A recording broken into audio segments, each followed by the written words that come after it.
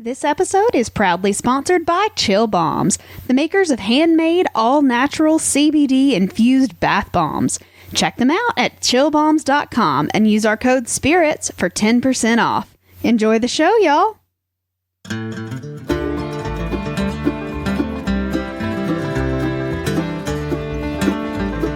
Hey, y'all, I'm Leah Lawrence. And I'm her husband, Mitch Lawrence. And you are listening to the Southern Spirits Podcast, where I regale my husband with Southern stories of the macabre, creepy, and strange. And I drink. So what are we drinking tonight, Mitchell? Our beer tonight is a special one, and I'll get to it in just a second. It's called Hans Tuber Sweet Potato Ale, brewed by Singing River Brewing Company, LLC, in Florence, Alabama. It's 6% alcohol by volume. And this is a special series, so there's nothing on the can or website about these whatsoever. It's as if they do not exist. And the reason that they are a special series, it's part of a series called Rye Hard. They are the Rye Hard series. We got a 6-pack of 2 each of 3 different beers that all have Die Hard names. And we'll get to those because they're coming up the next 2 weeks because I'm real excited about them. But this one is Hans Tuber. So it's like, you know, the bad guy, Hans Gruber. You get it? Yes. All right. Excellent. Well, about this one, the Sweet Potato Ale, it's a perfect fall beer. There's not much sweet potato flavor, but there's like a really excellent, like a bready flavor. It's like a real heavy fall beer that's wonderful. And it would be great if it was nice and cold right now outside because this is a cold weather beer. And I'm a fan. I like it. It's 94 degrees outside right now. Yeah, but right now, I wish that I had more of these to stock up on for the winter. You know, to, what's it called? Hibernate for the winter? Yeah, that's what I meant. And it gets a 9 out of 10. It's delicious. I wish that there were more of them, but it's a very limited special series, and there are 2 other beers coming up the next 2 weeks, so look out for the Rye Hard series. Honestly, I just picked it up because A, puns, B, the art's really good. Yeah, they have really cool can art. I'm looking forward to the other ones. We're gonna have to take some pictures though. But anyway, Hans Tuber Sweet Potato Ale, 9 out of 10, good beer. Go find it. Is it a good day to rye hard? Oh, good God. Our shot in the dark is Elijah Craig Small Batch Whiskey. We have another new liquor. We've been on a spending spree recently, and I'm happy about it. This is distilled and bottled by the Elijah Craig Distillery Company in Bardstown, Kentucky. It took me a second there because that's a weird thing, Elijah Craig Distillery Company. I don't know. It threw me off. 47% alcohol by volume. And let's read the online description, because nothing really on the bottles for these. The signature bourbon bearing the name of Reverend Elijah Craig, a bourbon pioneer who is credited with being the first distiller to age his whiskey in charred oak barrels. So I guess there's that, because I didn't know that. Cool. Yeah, good for him. What I have to say is this is an excellent but run-of-the-mill whiskey. There's nothing that stands out about it, but it does have only good flavors. I like it quite a bit. It's just not something special. I wouldn't seek it out again, but if someone had it, I'd be like, ooh, Elijah Craig, that stuff's good. I'll take some. Again, this is the small batch variety. If you're a whiskey drinker, you will like it. It's that simple. 9 out of 10 on ice. Really good sipping whiskey by itself. 9 out of 10 with Diet Coke. Thank you. I am drinking Diet Coke. I appreciate it. It's really good. And Leah made a whiskey sour. How is that? Tastes exactly like a whiskey sour made with Jack Daniels. So. Yeah, it is a kind of Jack Daniels whiskey. Yeah. It is. I like this one though. I don't like Jack. I haven't tried it like just by itself yet, so we'll talk to you later about it when I take a shot. If I have to take a shot. Would you like a sip of mine? No, I would not. Thank you kindly. But yeah, to me it tastes exactly like, just with sour mix, it tastes exactly like Jack Daniels. So we'll see. Yeah, they're similar, but I like this one a lot more than Jack personally. It got a 9 out of 10 overall. It's a real good whiskey. I recommend trying it if you like whiskey. Cool. So that's it for the alcohols, Leah. What do we have next? We have listener mail. Listener mail. That's exciting. Give me some listener mail. All right. Well, we have a postcard, and it came all the way from Key West, Florida. Oh, that's a long way. And it has a picture that references a show that we did a while ago. It's the Robert the Doll God, I remember episode. that one. Yeah, and it's a postcard with a silhouette of Robert the Doll, and it says Robert did it on the front, which is really creepy. But it came from the Key West Art and Historical Society Museum, which is where he is housed. And this comes to us from listeners Anna and Paul. Now, they actually have a really cool thing going on. They what is their thing? They have a pictorial blog kind of thing about a bunch of different stuff all over the United States. And it's called Saturday Adventures. So you can go follow them on Instagram to see the pictures, because I believe Paul's the photographer, and I believe Anna's an archaeologist, like she has a degree in that. And they go all over the place looking at just weird, interesting, strange, just cool shit from all over the country. And they have like just amazing photos. Like, just seriously go follow them on Instagram. It's fabulous. But just lots of interesting, quirky stuff. And then they write stories about like the different things that they've seen on their travels and stuff like that. And this postcard says, when we went on a southern road trip back in July and got all caught up on the show. Oh, nice. We also re-listened to the spooky episode about Robert the Doll before visiting him in Key West. He actually seems more lonely than scary, but we gave him some money just in case.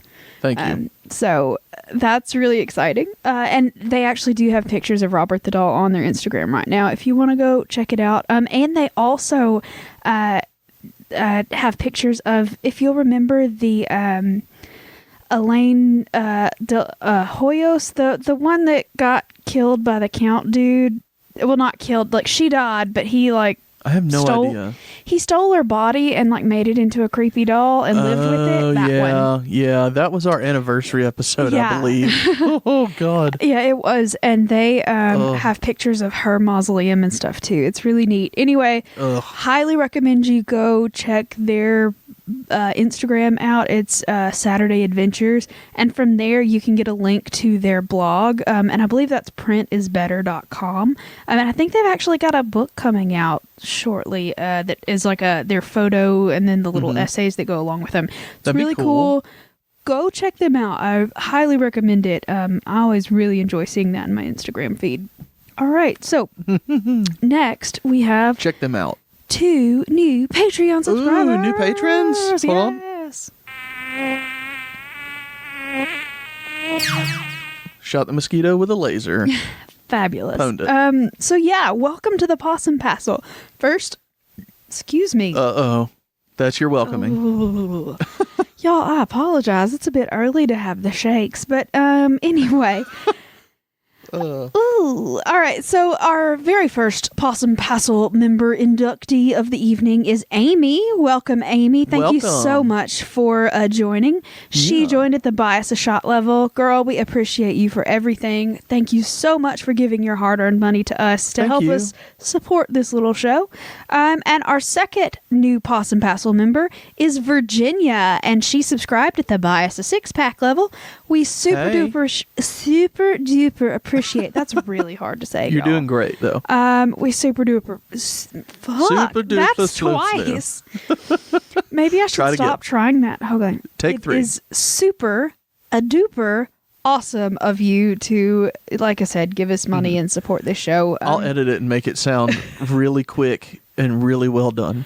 Thanks. I don't believe you, but thanks. We'll see. But yeah, they have gone to patreon.com/Southern Spirits Podcast, and they pledged for whatever their tier was a month, and we really appreciate it. And you can do that too, and you can be shouted out on the show. And as just a perk, everybody that subscribes to Patreon gets, a creepypasta. Is that what we're calling it? Yeah. Yeah. A creepypasta every week, read by yours truly. And then also there's a once a month episode that we release for patrons only that's really fun too. So yeah, etc. All right. Well, that was fun. Thank y'all new patrons. We really appreciate it. I'm really bad at pitching myself if you haven't noticed that. You did great, I thought. You did great. All right, let's talk less about giving us money and more about funny place names. All right. Funny place names. All right. So today we're going to Blessing, Texas. Blessing? So this particular town was founded by a man named Jonathan Edwards Pierce. And in 1903, he bought a big old parcel of land in Texas. And he wanted to build a town. Like, he specifically bought the land to sell to other people to make a town. And he was trying to promote it and stuff like that. And he just thought that this part of Texas was just God's gift to humanity. It's a beautiful location, just wonderful place to have a town. And he wanted to bring people in. And his first name was, I want to name it Thank God. But the U.S. Post Office turned him down, saying that, like, some people would take that as, like, blasphemy or, like, a, you know, like a... Like it's just curse. A terrible fucking town name. Yeah, it's a terrible name. But it's also not something that they were willing to have as an official U.S. name, which is weird because there's a lot of weird-ass names, as we have discovered over the last year and a half. But... yeah, Blessing is what he decided on instead of Thank God. It is Blessing, Texas. Could have been Blessed. B-L-E-S-T. Blessed. No, it's Blessing, Texas. And so it's not a very big town. The peak of population was only about 1,200 people. Round about nowadays, about 800 people or so, according to the last census and Wikipedia. Okay. So the last census on Wikipedia. Well, the last census, comma, I found that census information on Wikipedia. Thank you. Wikipedia is not to be trusted. Not in this house. Well then, fuck.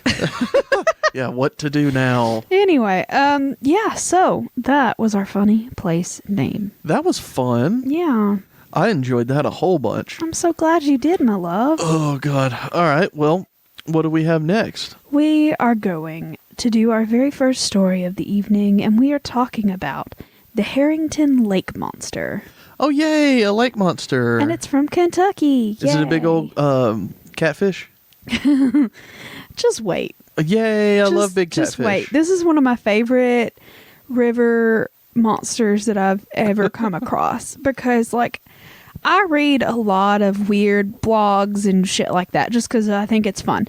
But I was scrolling down Mysterious Universe's blog, and it was a recent article, I think, about a bunch of different lake monsters from all over the world. And I thought that I knew everybody's lake monster. I did. Because, like, I mean, there's a lot of places have them, but I thought I knew them all. Baby doll. I did not know them all. And the actual name of this motherfucker is going to make you laugh, or at least it did me, but we're getting there. I have a question. Yes. In Minnesota, isn't that the one that's 10,000 lakes or whatever? Does each one of those have a monster? No, because that would be a fuck ton of monsters. Yeah, but you said you knew them all. I'm just saying. I mean, I know all the big ones. Okay. But at any rate, I'm just saying this is a monster that I didn't know about. So shout out to Mysterious Universe for finding a monster I had no clue about. Which state has 10,000 lakes? Is it Minnesota? I think it's Minnesota. Land of 10,000 lakes. Minnesota, Michigan. I don't know. I don't think it's Michigan. It's not Michigan because they're the Mittengin. What? Mitten again. Never mind. Y'all, we're real Southern. I'm sorry. I don't know shit about the Midwest. Mittengin. The furthest west I've ever been is St. Louis, so I'm out of my depth here. Yeah. All right. You're doing great, though. Thank you. All right, so we are going to the great state of Kentucky around about the year of 1925. So in 1925, a lot of projects were being put together by the different utility companies and funded a lot by the government as well to start getting like hydroelectric power to more rural areas of the South. Okay. And Kentucky Utilities set out to build a dam for just such a purpose. And they flooded the Dix River, which is actually a tributary of the Kentucky River, which flows into the Mississippi, I believe. I'm so lost already. I am so lost. Why? I have no idea what we're talking about now. Which river? Kentucky Utilities built a dam on the Dix River. The Dix River flows into I just the got Kentucky stuck River. on the Dix River. The Kentucky River flows into the Mississippi. Where is the Cunt River? There isn't one, and it's Dix spelled D-I-X. I'm sure Thank it you is. very much. I'm sure. But anyway, that has nothing to do with it until way later on. My point is, they made a dam, and the dam made a lake, and the dam's called the Dix Dam, which made me laugh. Thank you. Where's the Cunt Dam? Stop. But anyway. Is it a goddamn? It's not. They called the lake that was created by the Dix Dam Lake Harrington. And Lake Harrington is where we're talking about because that's where that monster is. They should have called it Lake Full of Dicks. Stop it with the dick jokes, You man. said it. You have said it. Anyway, so at the time, this particular dam was a very big accomplishment. It was like, I think it was actually the biggest earth-filled dam at the time. I'm sure they've built bigger ones since, but at the time, it was a real big, real cool dam. Good job, Kentucky Utilities. All right. And once this dam backs up the lake is very large. It's actually the deepest and largest lake in Kentucky. It covers about 4 square miles of territory, and it is 249 feet deep at its deepest point. Wow. So it's a big ass lake. And you know, it's Big Dick Lake. It's a big recreation, not funny. It's a big recreation place. Lots of people fish there. There's a bunch of different species of fishes, all the normal stuff, catfish, bass, crappie, bluegill, the whole thing. Some gar, normal southern lake fish. No. List off every single fish that is in the lake right now.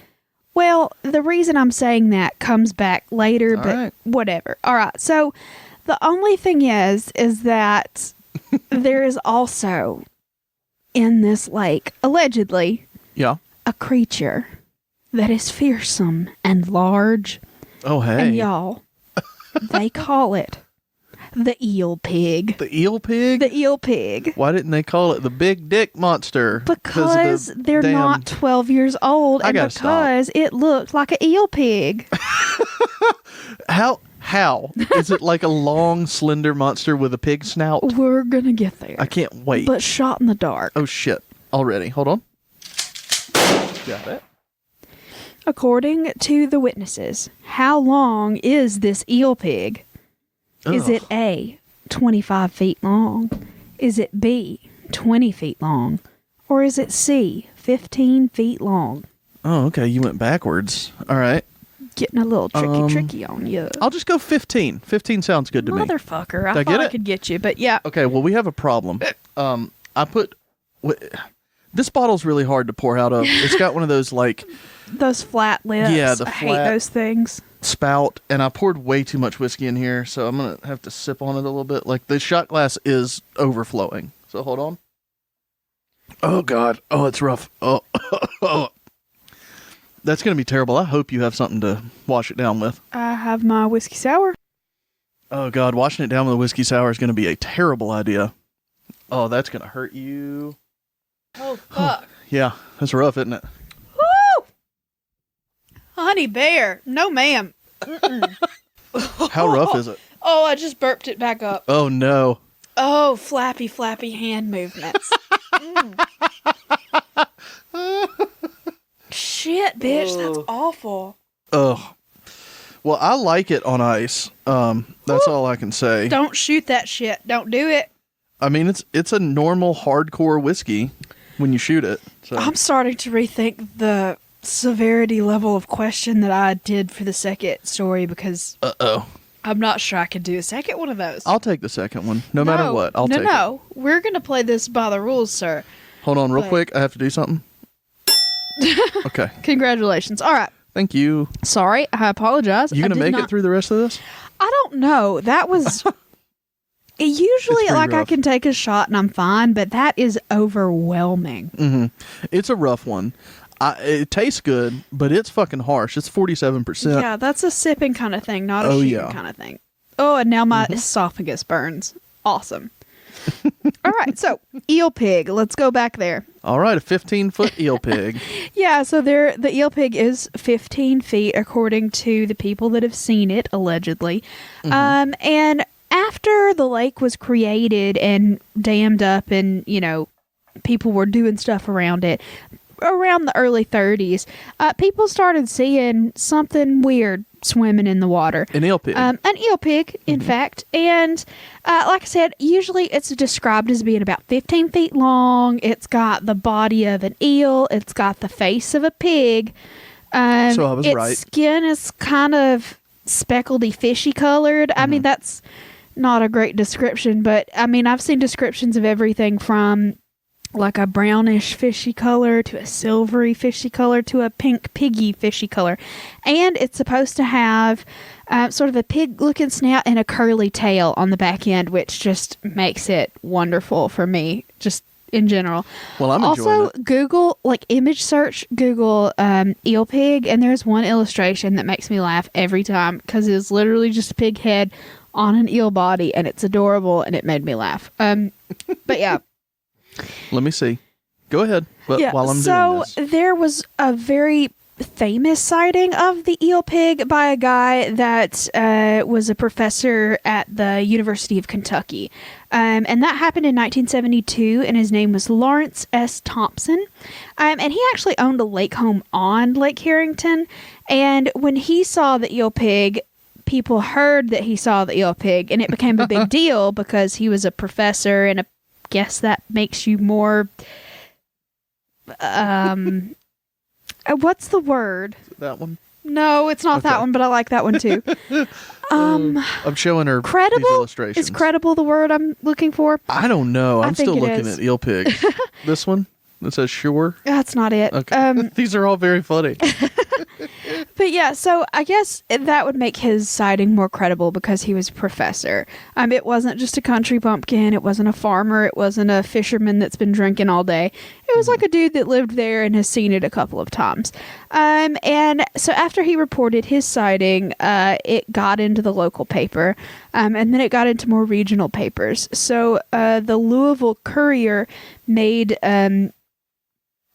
I guess the first big push to interview him, and they interviewed him, and they did a whole thing. They did a whole write-up about the eel pig and the history of all of that stuff.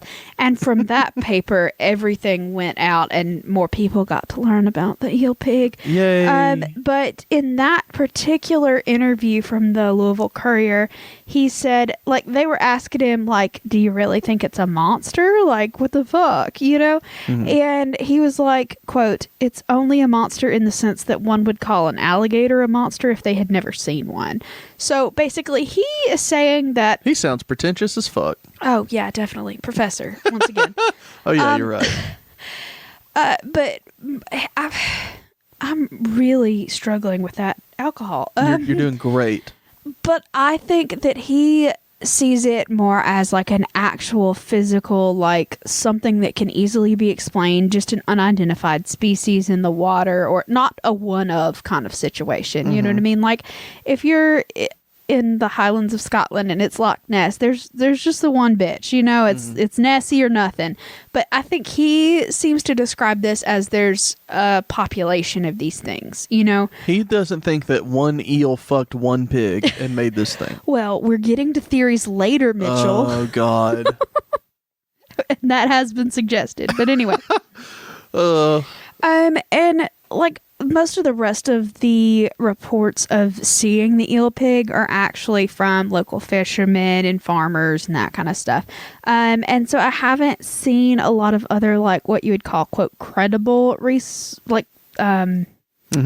sightings, I guess. But in that Mysterious Universe article that was about all of the different lake monsters, they had an excerpt from an interview with someone else that had seen it. And I'm just going to read you the quote that I found from that article. And I couldn't find the original source for that particular interview, so you're going to just have to take their word for it. But I liked it because it made more sense and it gives you a little bit more local color. So here is the quote from someone that actually lives in that area. It says, Back in 1977, I was fishing with my uncle and his best friend during the day. We had put in at Chimney Rock, but I'm not exactly sure what part of the lake we were on when this happened. Something surfaced about 15 feet away from the boat. All we could see was its back. Its color and skin texture reminded us of a manatee, but it was much larger, and it swam like a whale or a dolphin. By this, I mean that it never came out of the water. All that ever came out of the water was its back, which was longer than our boat and at least 3 feet wide. From the top of it down to the water. Y'all, I'm struggling. Not sure how much was still in the water. We watched the thing for over 10 minutes in broad daylight. We never saw its head or its tail, and then it just disappeared. We were in such shock that we forgot that we had a camera in the boat. My uncle... Isn't that the way it always happens? Yeah. Bitch is never taking pictures. Anyway. My thing is, they have a Chimney Rock on this man-made lake? Because... Makes no difference. Anyway. Well, no, it does, because the only man-made lake in Alabama is Lake Martin, and there's Chimney Rock there. It's That's famous. what I'm saying. Every lake has a chimney rock. Do they? Pretty much. Why, though? What's the significance? I don't know. Ask them, not me. Well, this is a story about the eel pig. Let me ask the rock namers that I know. Ask them. Can I finish my quote? Oh, I thought you were... Okay, No. I'm sorry. Go ahead. It says, my uncle was here this past weekend and brought it up. Nobody ever believed us, so we just put it in the past. And no, we had not been drinking. End quote. Yeah, right. You're definitely drinking. If you're on the lake, you're drinking. Mm-hmm. So, like I said, it is one of my new favorite monsters because I have a special affinity for lake monsters, water monsters of any sort. Mm-hmm. Love them. But this one's just kind of bizarre because usually they're like shaped like a plesiosaur, or they're a big snake looking thing, or in that one case of the Ogwa, a turtle. Normal, what you would think of as aquatic animals, just bigger or different or in a weird location. Okay. This one is just fucking an eel pig, which... Yeah. Yes, please. That's exciting. I know, for real. Yeah. What I'm saying is, I want to know if it is an eel that can breathe outside of the water, or if it's a pig that has to breathe in the water. I think it's like a merpig, so it has to be in the water. I don't know. Oh, God. Oh, that made me so happy right there. I don't know. I feel like it's a merpig, and it's like breathing underwater. But maybe it could also breathe on the land like a mermaid does. I don't know. I don't know the rules about mer animals, so we'll see. But yeah. I don't either. So the theories around this are many and kind of weird. Obviously, most people believe it's just a misidentified species. Generally speaking, a lot of people think it's an alligator gar, which if you'll Google what an alligator gar is, it's pretty big. It's got a long, weird kind of nose. I've seen them at the aquarium before. Me I know too. Bitch has too. Yeah. Pretty big fish. Kind of weird looking. I could see where people would misidentify that. Fine. Yes. Some people think that someone saw a real pig just swimming in the lake and misidentified it, thinking that it had a big old long body, but it was just a pig. Or maybe an alligator gar was chasing the pig to eat it. That's probably what happened. I don't think alligator gars could eat a pig, but anyway. They can fucking try. Some people think that it might have been like an alligator that had swum up the Mississippi River, because they do that sometimes. Like, you'll get alligators in places that they shouldn't be just because they weirdly wander up these tributaries. So that's a possibility, but I'm sorry. In the people knew what alligators look like, didn't they? Well, you'd think so. I don't know. That's a possibility. Some people like to tell the story that because they flooded a bunch of land that was sort of rural farmland kind of stuff, that maybe someone left some pigs behind and some eels got into the water and they did the deed. Now it's an eel pig. That's my favorite personal who's story. fucking who in that situation? Which one is doing the fucking? Which one is taking the fucking? I feel like the pig is the recipient. Oh, well. I could be wrong. I don't know. Anyway. I don't know. Yep.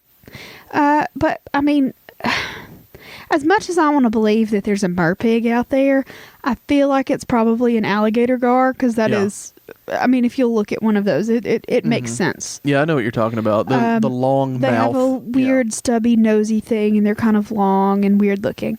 But they also, that particular lake, just like a lot of other lakes that have hydroelectric dams on them, there are reports of giant catfish in that. No, like, proof, but you know what I mean? Like, yeah, river monsters. River monster kind of catfish, big old catfish. So some people think it's a catfish. With a pig nose. Yeah. But a lot of people that actually know about rivers and lakes and stuff, like conservationists and stuff like that, they are like, yeah, there's no way there's a big old 15-foot monster in this lake because there's basically no way to support an animal that big or a breeding population of animals that big in that lake, because while there are small breeds of fish and stuff like that in there, there's not enough food in the lake to sustain something that large long term. There's also no 15-foot poop anywhere. Yeah. So how they, Well, I mean, but eel poop is different than... Really? What do you know about eel poop? I know nothing about eel poop, but I assume... Thank you. Don't assume, Leah. When you assume, you make an ass out of yourself.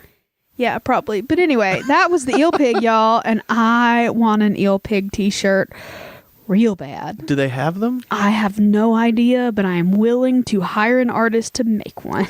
Yeah. We'll get on Fiverr after this. Yeah, if anybody just wants to design an eel pig shirt for me, I will buy one. No, I don't want it to... I don't want someone to have listened to it. I want to get on Fiverr and say, make me an eel pig t-shirt. And then, don't explain what an eel pig is? Yeah, and never respond. Just they'll ask, okay, well, give me something to go on... Don't say a fucking word. Make me an eel pig t-shirt. And if you look up anything, I'm not paying you. I need your artist's interpretation of the eel pig, y'all. Like those videos I've seen on YouTube recently of cartoonists and animators redrawing famous characters from memory. You know what I'm talking about? Those. They did like the Fairly Odd Parents and SpongeBob, and it's all from memory. I saw the Rugrats. Yeah, the Rugrats one. We'll just do that, but there's no memory. It's just draw a fucking eel pig and don't give me any lip. That got really hostile. Yeah. Well, I'm already pissed at the person asking for clarification on the eel pig. Hasn't even happened yet, but I'm furious. If you got asked to draw an eel pig, what would you come up with? I mean, what we've been talking about. Real long body with a pig snout. Yeah. So...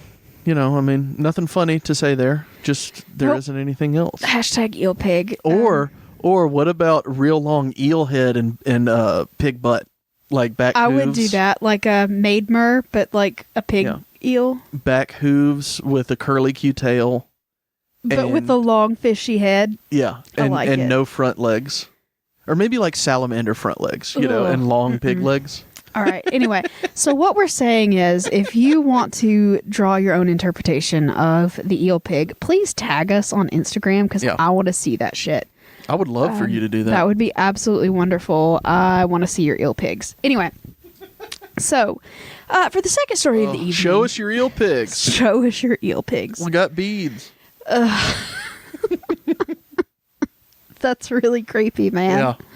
Anyway, so we are... going to go ahead and do our second story because it's kind of long and very sad. Give it to me. So very sad. Yeah. Fucking A. We're doing a true crime tonight. And this one's rough. Yay. I love the rough ones. And it does deal a lot with, I mean, the whole thing is basically a hate crime against LGBT a couple. So if that triggers you in any way, if it's gonna really harm you psychologically, please turn this off because that's what this story is about. Okay, is everybody gone? Can I turn it off?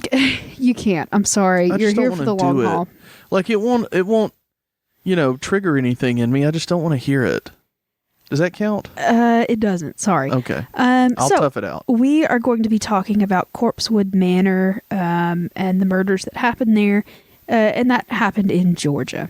Okay. Okay, so this whole story centers around a couple, like I said before. The one man's name is Charles Scudder, and he was a professor at Loyola University in Chicago. He was a professor of pharmacology. He had 4 sons, and he was a widow, I guess. And he lived with his 2 dogs and his, in Chicago and around the academic circle, he was called the housekeeper for the family. But, I mean, all of their friends and everybody that spent any time with him at all knew that it was his partner. They were a couple. So around about his 50th birthday, Dr. Scudder was like, look, I don't want to deal with medical students anymore. I don't want to do any of this anymore. Fuck this shit. Let's go live off the grid. So he decided that he was going to look for some land that he and his partner could go ahead and build, a house together with. Oh, and I didn't mention his partner's name. His name is Joseph Odom. Thank you. And so, he looked around and he found 40 acres of woods, just barren, nothing there woods in the middle of Georgia for sale. And it was miles away from any other civilization, any other folk. Like, middle of nowhere. It was awesome. Exactly what he was looking for. So he bought it. And on his 50th birthday, he said, bye, Loyola. I'm not working here anymore. Bye. And they ended up selling pretty much everything that they had. And they got a camper. And they moved to Georgia. Yay. That sounds fun, though. Yep. That part of it. So they decided that what they really wanted to do was hand build a home for themselves. And they didn't want any power. They didn't want any modern conveniences. They were living legitimately off grid. They had a composting toilet that they put up. They had a well that they dug. No electricity. They had a wood stove and fireplaces for heat. It was like rustic backwoods. They were doing it for real. They were legitimately doing it for real. There were no solar panels, no nothing. It was backwoods, legit, like colonial kind of living. And what year was this? The 70s. Okay. Hold on. I think I'm wrong about that. 1981 was when they started building close. it. Yeah, I was close.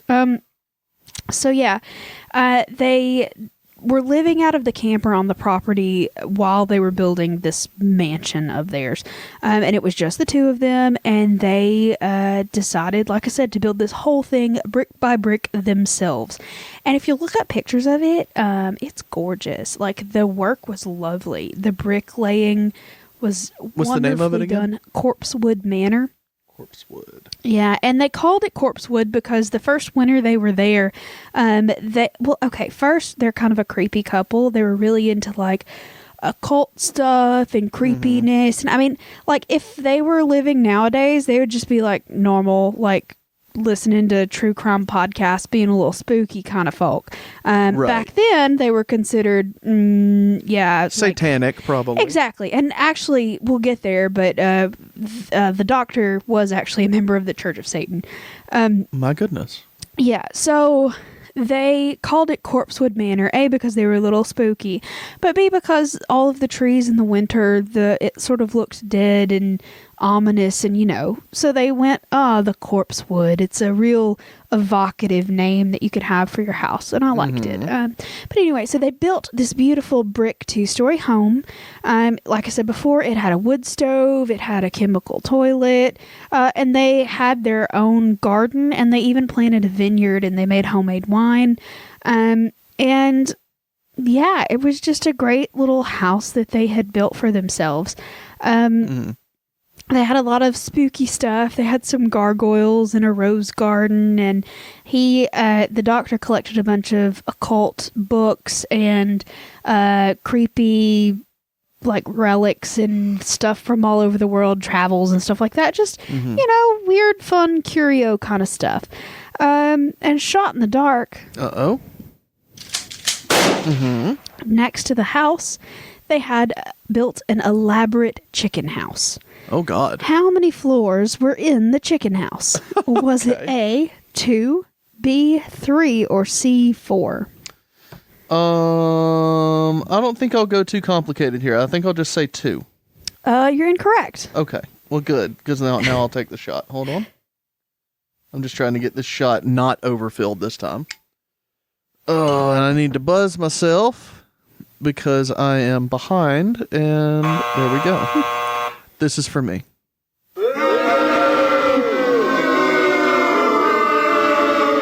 I accidentally pressed that twice, too. Yes, you did.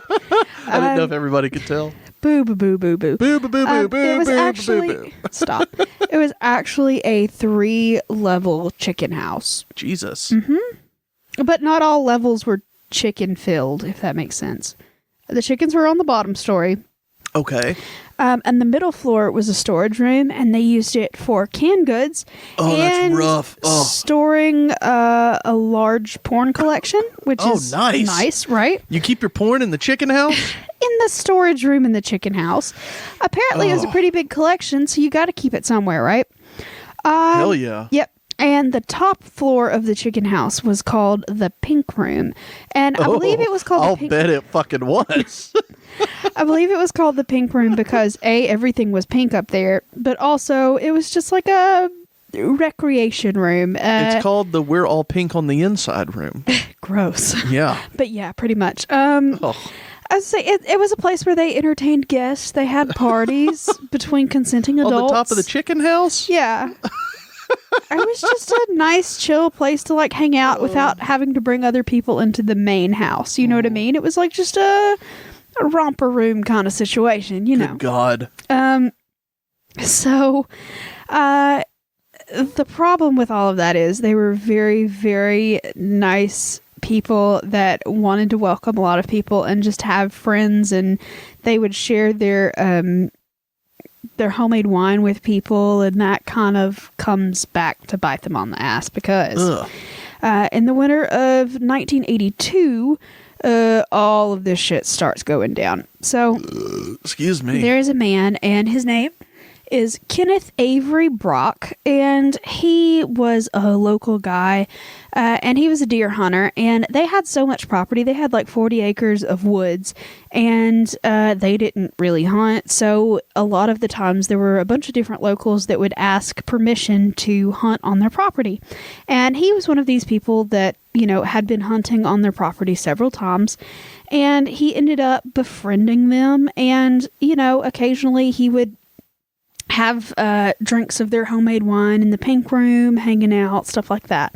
Mm-hmm. Well, this isn't confirmed, but it is highly speculated that he wanted to involve himself romantically or sexually with the couple, and they said, yeah, we're good, thanks. Good God. And that kind of pissed him off, is what a lot of people say. Like I said, completely unconfirmed and unsubstantiated, but that's right. That's what a lot of people believe sort of made him pissed off in general. I get it. And so he, at that point, kind of got a little mad about it. And Turnt, I believe they call it. I don't think that's the right use of that phrase, but I could be wrong. I'm bad at slang. Turnt. But so I hear it all the time. I'm sure. So he hung out with these people pretty occasionally, and he had never actually gotten to go into the main house. He was only ever invited into the Pink Room to have drinks or whatever before he went hunting or whatever. But by the sort of appearance that these guys gave off, he thought that they were rich. He knew they were a little spooky, a little weird, but I mean, like, they built a big old mansion, granted an off-grid mansion, but you know, they were quirky and weird, and he assumed that the kind of lifestyle that they were living meant that they were rich, right? Yeah. Well, he decides, like I said, in November of 1982, that he wants to tell other people about this.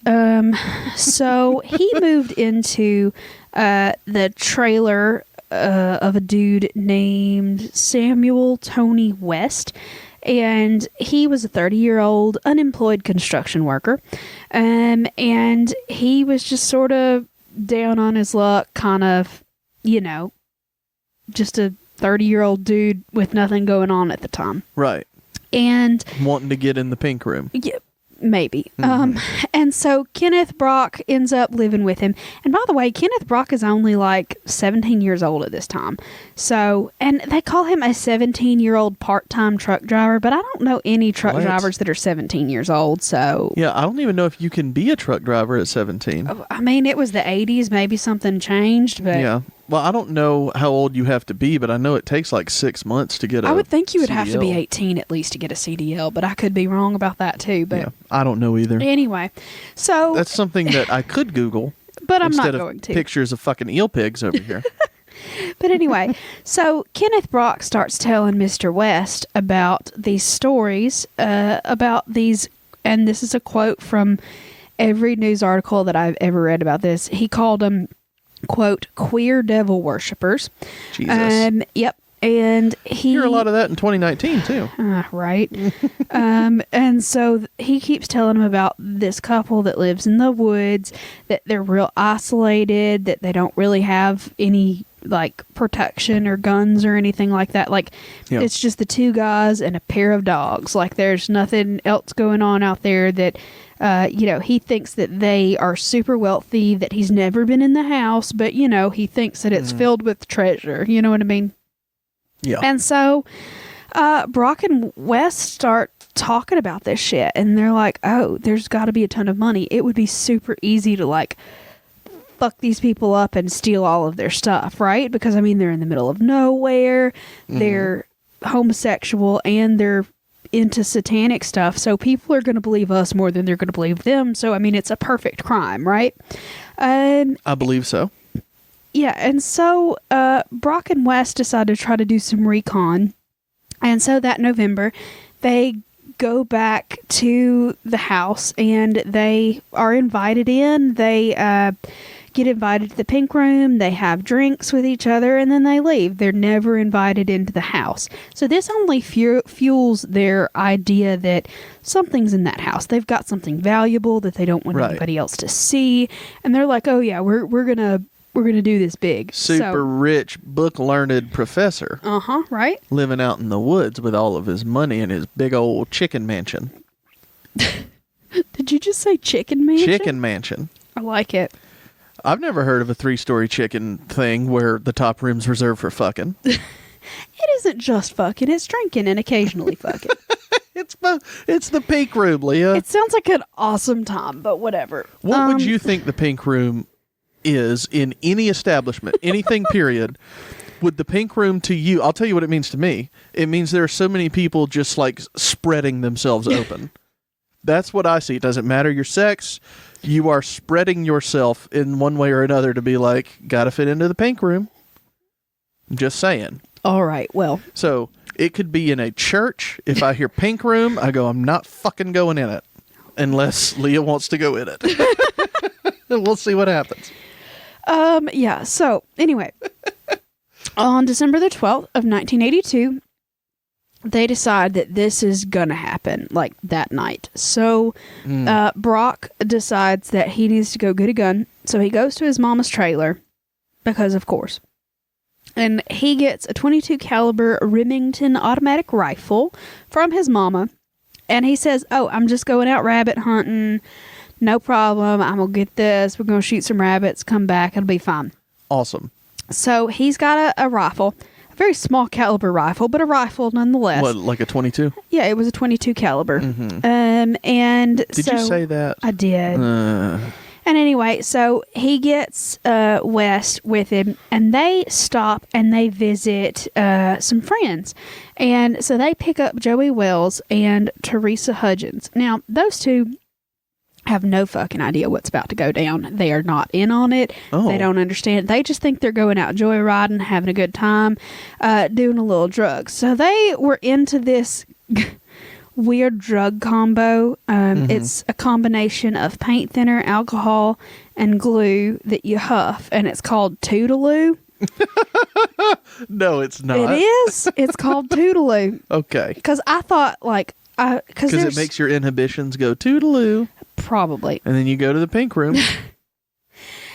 To me, I thought initially when I was reading this, because there are tons of articles about this. Mm-hmm. I've read several different news sources, the Wikipedia article. I was like, there's no fucking way Toodaloo is what everybody calls it. No, sure enough, Toodaloo is what it is called. Okay. So, they think that the Joey and Teresa, they think that they're out just going off, like having some drug huffing and maybe drinking a little bit and just having a good time. They are not intending to rob anybody. They don't know what's going on. So after they've ridden around a little bit and they've huffed a little bit of Toodaloo, the two, Brock and West, are like, hey, y'all. We've got some friends that are devil worshippers out in the woods, and they have lots of real good homemade wine. You want to go meet them? Yeah. And Joey and Teresa were, Joey and Teresa were like, I don't know about that. That sounds kind of, no. But they're Look, like, no, I just did so much Toodaloo. I don't know if I can take some wine as well. Well, this isn't that stuff that we've heard from our gay friends, like poppers or whatever. No. That actually is its intended purpose. Poppers are actually VHS head cleaners. Yeah, I know. Mm-hmm. But I mean, not it the same seems thing. very similar, though. It's not. Okay, I'm just wrong. You are, but it's fine. Again. Yeah, poppers are something completely different, and we can go down that track elsewhere. I'm all right. Anyway, so they all decide to just show up to these people's house unannounced. And they're used to it at this point. So they're like, oh, hey.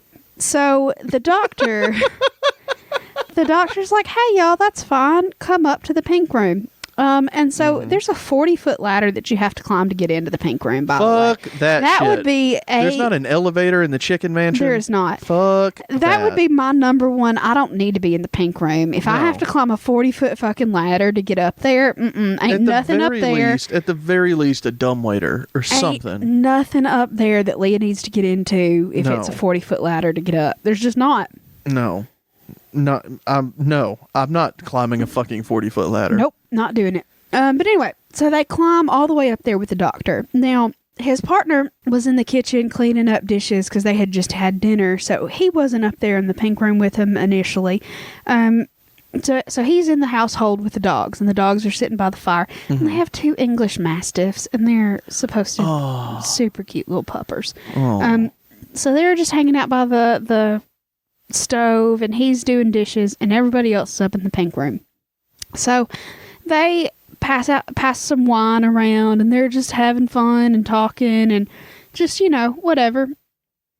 And so Brock at this point is like, hey, I gotta go back to my car and get more of this Toodaloo so we can get this party going. And so he goes out to his truck, and instead of getting more drugs, he gets the rifle. Oh, that's awesome. Yep. How great. Mm-hmm. And so he takes the rifle and he climbs right back up that 40-foot ladder with a rifle in hand. And he brings it into the pink room. And the doctor's like kind of fucked up at this point. Like he's drunk. And he, according to, like I said, all the articles that I read, he laughs and he goes, bang, bang. Like he thinks it's funny. He doesn't realize that they're here to kill him, basically. They think he's funny and he's drunk and he's like, ha, bang, bang, like it's a gun, ha, ha, ha. And then he realizes that, oh no, he's serious about it. So Brock realizes that, oh, it's time to go. We're doing this shit now. So he grabs a big old knife out of his boot and he grabs the doctor and he puts it up to his throat. And he says, look, dude, we want all of your money. We know you've got money. Ugh. Give us all your money. And he's like, I don't fucking have money. Like, what do you think we are? We live in the woods with no electricity. Like, this is all we've got. We sold everything we had to, like, live here. We ain't got nothing. And so he starts stripping or cutting strips of the pink cloth from the different sheets and curtains and stuff. And he starts tying him up. and puts a gag around his mouth. And they, you know, obviously at this point things have gotten serious. Now, the two that had nothing to do with it were like, oh shit, we're out of here. Fuck this noise. No, yeah, they maybe should have like stepped in though. Well, I mean, I think they were terrified that they were going to be next if they tried to intervene. Yeah, but there was just one gun, right? Well, yeah, but there was also a knife, and they were all fucked up. So yeah, that's true. So they were scared, and they got their asses down that 40-foot ladder, and they ran to the car, and they tried to leave. They were hightailing their shit out of there, but the car would not start. Mm-hmm. So they were great. Well, fuck. So they head back up to the room, and to me, I wouldn't have gone back up there, but I'm a scaredy little chicken shit, so there you go. But they go back up to the pink room, and they could hear them struggling and screaming, like, give me all your money, where's your money, that kind of thing. And so eventually, Brock ends up with the rifle, and he goes out of the pink room, and he heads to the main house. Because he's going to find the other guy and he's going to demand, where's your money, you know? And so he basically goes to the kitchen, and the Odom guy, the partner, is there, and he's like, get out of the house. We're stealing everything. Tell me where your money is. And he just sort of looked up at him like, what? And before he even had a chance to answer the guy, he fired 4 shots directly into him, and it killed him. And then instead of like just not shooting the dogs, he shot the dogs and killed them on the spot. Why? Yep. Don't kill the dogs. He shot the dogs. That's the number one. Please don't do it. He shot both of the dogs and killed them right there. And so the other guy is bringing the doctor down and back to the house. And so he comes in and sees, you know, his partner is dead. His dogs are dead.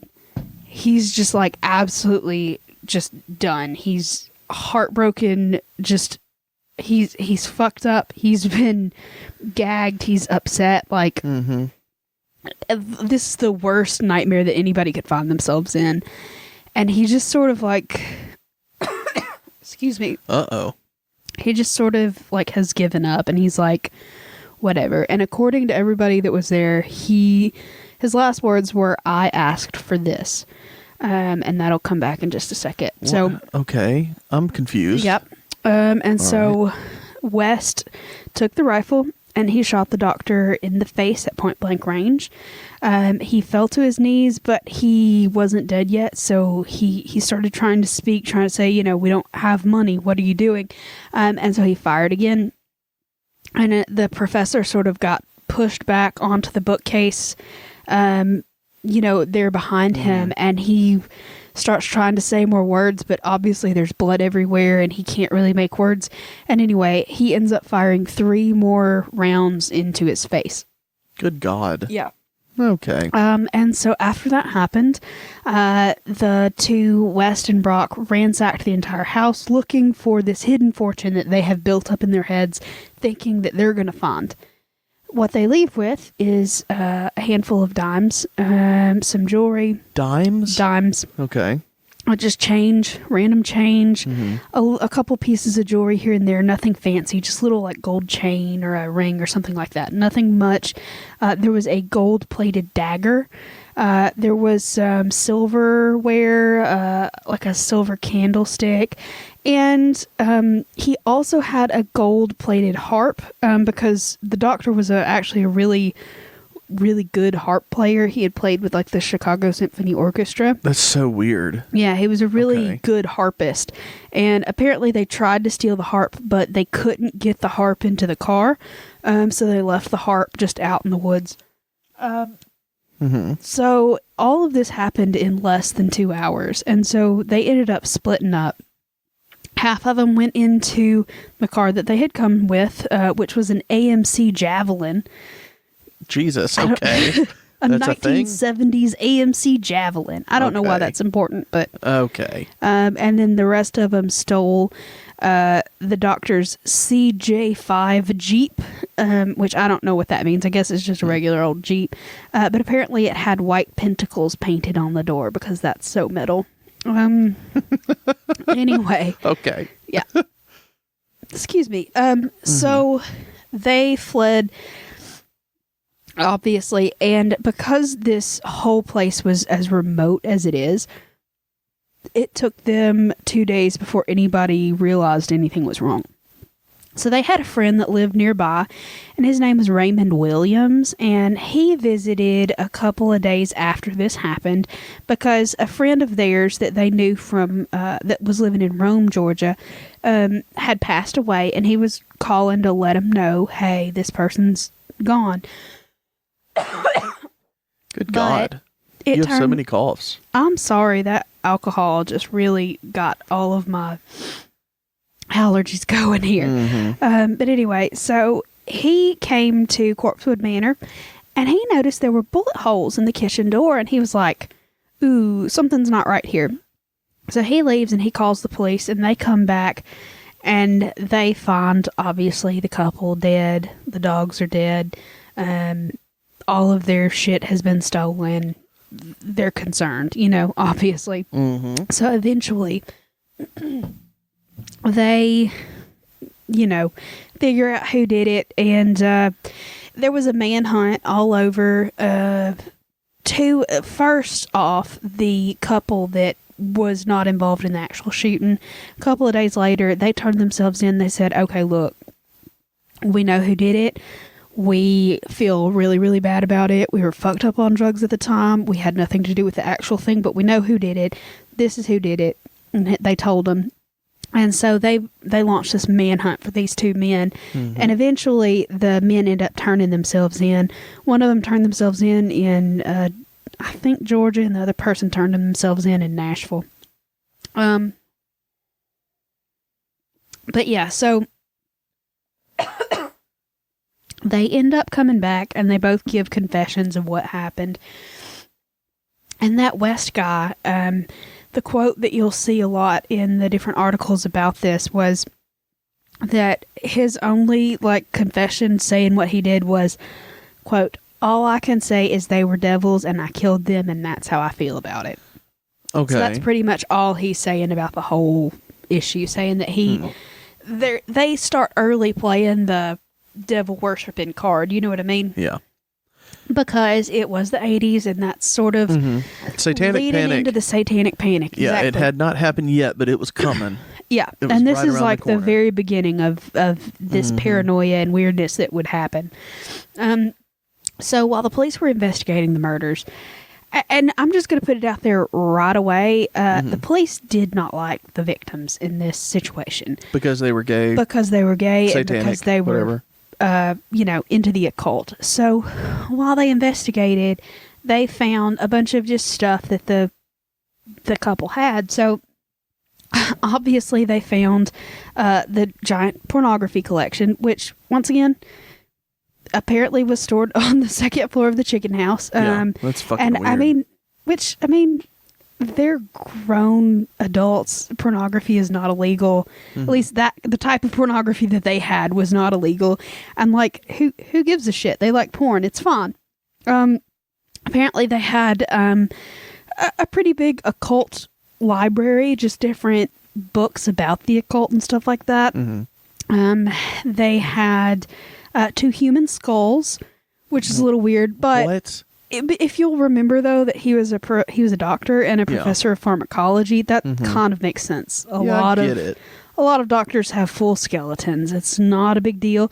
Or, a lot of creepy collectors have human bones too. It's weird, but it's not, and then they also had found a few vials which were allegedly filled with LSD.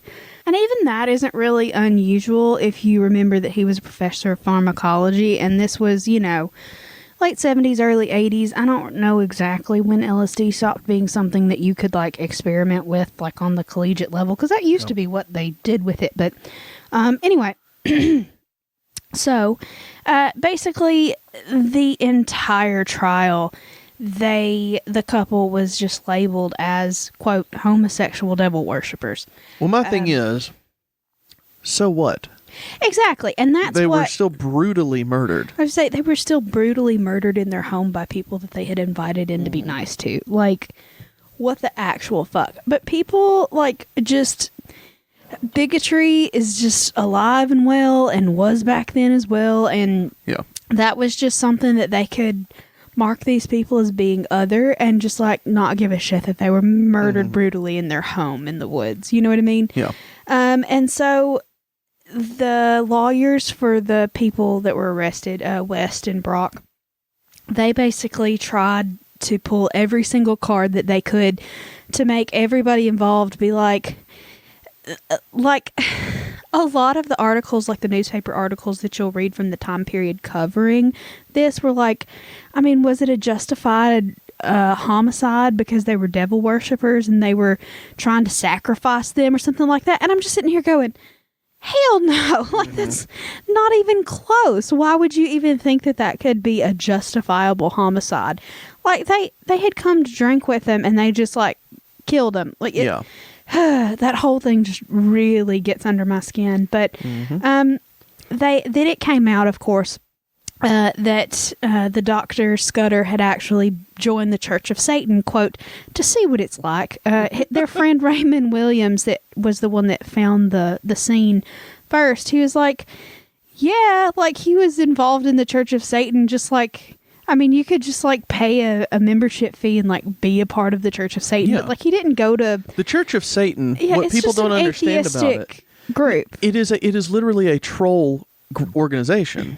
It was formed to be like, we're not Christian and here it is in your face. Yeah. That is exactly what it is. It isn't an actual sit around and worship anything. Yeah. That's what a lot of people didn't understand at the time. And still don't understand. I mean, there are different sects of, quote, Satanism. So what we're talking about is the Anton LaVey Church of Satan. Like, it is an atheistic group. They just say, as long as you're not hurting anybody else, do whatever the fuck you want. Like, that's all. You join it just to say, I'm part of the Church of Satan. Fuck you, Christians. That's why you do it. Not even fuck you, Christians, but just more like, I do me. Bye. You know what I mean? Like, I don't really subscribe to any other kind of mainstream thing. Yeah, and see, I'm so anti-establishment that I won't even join the Church of Satan. I'm just like, fuck all y'all. So like I said, the way this particular case was treated in the media at the time, I believe, is why it's not a bigger case, because I had not heard of it specifically. I had read about this in a different article about a different murder, you know what I mean? Like, and I just was like, oh, what's that? And then I read these stories and I was like, holy fuck, why don't I know about this? Like, it's not very far away from here. Well, see, the thing is, when you told me to Google pictures of it, I'm almost positive I've seen those pictures before. Yeah. I think that it was part of some kind of like creepy photography where murders took place thing that I've seen before. Yeah. So I just didn't know the story, but I'm pretty sure I've seen that mansion before. Yeah. Or not whatever it's called. I mean, Corpsewood Manor is what they call it. But I mean, like, it was a pretty big 2-story home. And like I said, it was all hand-laid brick, really well done. It's really pretty. Of course, a lot of the structure has fallen in and fallen down and stuff like that. And those are the pictures I think I've seen before, because there's like still standing parts of like the southeast corner or something that have stuff falling down around them that I'm pretty sure I've seen. Yeah. No. So the defense attorneys for the two men on trial in this case kept pushing this whole, they're gay, they worship the devil. Clearly they were here to sacrifice the victims and it was just a self-defense kind of thing. And then they also were like, oh, they were given wine and it had LSD in it. And so they were crazy on LSD at the time and they never would have done this except for the doctor drugged them to do satanic sexual things to them. And while once again they found LSD at the house, like none of the vials were open, none of the people involved, the corpses or the victims, or the corpses or the perpetrators, nobody had LSD in their system, like at all. There were no hallucinogens whatsoever. The only drugs that were in anybody's system was that Toodaloo stuff that they had been huffing on their own. Like, Yeah. Nobody was drugged. It was just wine. But that's what they kept pushing. Oh, they've been drugged. They've been drugged. It's not their fault, kind of thing. These bad homosexual Satanists are the ones who caused everything. You're telling me, God, my life in a nutshell. Right? But thankfully, the jury was like, yeah, no, they killed these dudes in cold blood. So they were each sentenced. They were both found guilty. And the first one, what's his bucket? The Samuel T. West was convicted of double homicide, and he was sentenced to die in the electric chair. His death sentence was repealed after an appeal, I guess. Yeah. And so he is actually still serving out a life sentence in the Augusta State Medical Prison. So he's in some kind of crazy hospital prison. Yeah. And the younger guy, the Brock guy, was sentenced to life in prison. He was found guilty and was charged with he was sentenced to serve 3 consecutive life terms. So he's still imprisoned at the Georgia State Prison. So they had like a small funeral service. They scattered ashes at the Rose Garden, and then the doctor's body was sent home with his sister and buried in like a family graveyard. But yeah. So there are also a lot of weird, creepy kind of extra stories associated with folklore, if you will. So this particular place, because it's so far out in the woods and it's so creepy because a lot of the structures have been overgrown and taken by the forest, you know what I mean? Yeah. And like I said, Google the pictures. They're haunting and gorgeous, and it's creepy. I like them. Beautiful photos that you can find of this place. But people, obviously, after this happened, came looky-looing everywhere. They came out to steal a brick from the house kind of thing, just as someone was murdered here kind of thing. Creepy tourism, I guess, if you will. Yeah. And so people started reporting that if they stole a brick from the house, they would have all of this terrible bad luck, and it was awful until they returned the brick. Or that they would hear the dogs that were killed barking in the night when there were no dogs around. There was nothing out there. People say that they hear gunshots out there when there's no one out there, screams and stuff like that. Just what you would normally think of as a haunting. They say that they have seen ghost dogs with glowing eyes out there, just creepiness. Couldn't be coyotes. It's let's be real. It's Georgia. It's probably coyotes. It's most likely coyotes. But yeah, they believe that it's the dogs, the 2 mastiffs that were killed there. And they also say that you can hear harp music out there, which is a little creepy because harp music is creepy anyway. But we're going to go back to that last thing that the doctor said when he died. So Thank you. I was last words, curious about that. His last words, according to everybody there, that once again, who knows if that's actually what happened, because once again, the only people that were there were people trying to run away and the people that shot him in the first place. So he said the last words were, "I asked for this." Well, apparently when they searched this house and talked and interviewed to the friends and stuff like that they had living in the area, the doctor was a painter, and he had painted a few months earlier a self-portrait. But the self-portrait of his is of him bound and gagged, and he has 4 what looks like bullet holes in his head. So people kind of speculate that he had a premonition of his own death, and he had painted that. Like I said, the painting had him gagged and bound and shot in the head 5 times, which is, in fact, what ended up happening to him. So, like I said, that adds another weird, creepy layer.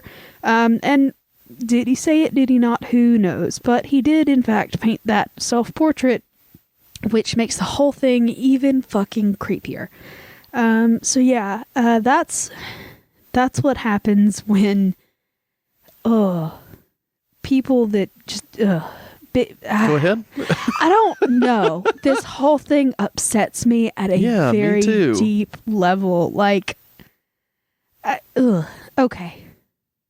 I'm done. That was it. I All can't right. go anymore. Like, Well, we will see y'all next week. it just hate crimes really get under my skin really, really bad. So, yeah, that was the story. And yeah. Okay. Well, would you like to just do a toast then? Yeah. And say, forget all this other bullshit? Indeed. Okay. Everybody hoist your goblet high into the sky. We're doing eel pigs tonight. Okay. Eel pigs. Is it an eel or is it a pig? We aren't really sure. Just know that it's big. Living off the grid sounds really good, but it's not really great when you're attacked in the wood. Drink. Oh, man. What a toast this week. What? You did great. Thanks. You did absolutely great. I'm proud of you. I feel like you're shaming my toast. I wouldn't have it any other way. Toast shames. Thank you so much for that. Mm. Well, do you have anything else to add? Not at this point. I'm done. I am a little drunk, a little irritated, and just... No, I'm good. Just overall hateful. I'm not hateful. I'm just upset. Well, It's really hard to upset me with these stories at this point, but like, I love spooky things, and like, the vast majority of my friends are LGBTQIA of some sort, and like, just the fact that anyone would demonize someone for that, just, and I mean, it still fucking happens today, and it hurts my heart every time, but like, stories like that really get under my skin. And once again, it's hard to do that after a year and a half of these creepy, crazy, awful stories. Like, yeah, that one just gets me. yeah, it was kind of rough. Yeah, it was. But we got it out of the way. Yep. We don't have to do it again. Nope. We don't have to relive it. All of you out there, if you listen to the episode again, you have to relive it. I mean, I have to listen to it before it goes out. But, Yeah.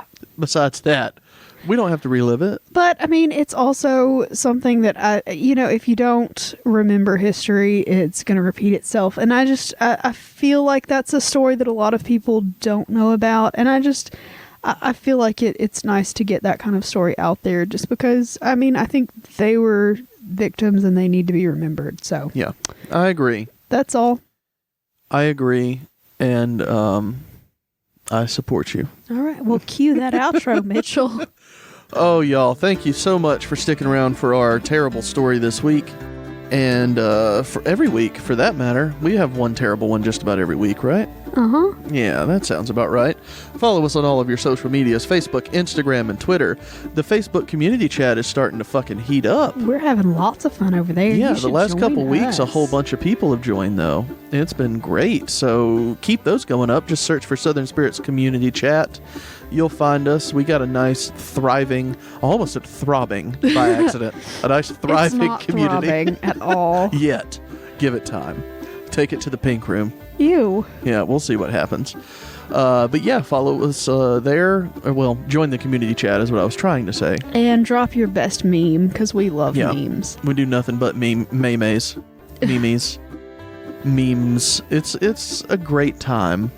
Send us your questions or personal stories for midweek minis to any of those social medias or to our email address, which is southernspiritspodcast@gmail.com. And if you join the Possum Passel at patreon.com/Southern Spirits Podcast, I do that every week. Then we will give you a nice little shout out on the show, like you heard earlier, send you some stickers, and if you pay enough, you get a nice little t-shirt too. And you get access to all of our fun Patreon exclusive stuff. Send us a postcard or any other fun stuff to our P.O. Box. P.O. Box 1743, Hartselle, Alabama. That's HARTSELLE 35640. And besides the whole down second story, I feel like this was a good week this week. What do you think, Leah? I think it's great. There you go. Well, since this was a good one, we will see you next week. Bye, y'all.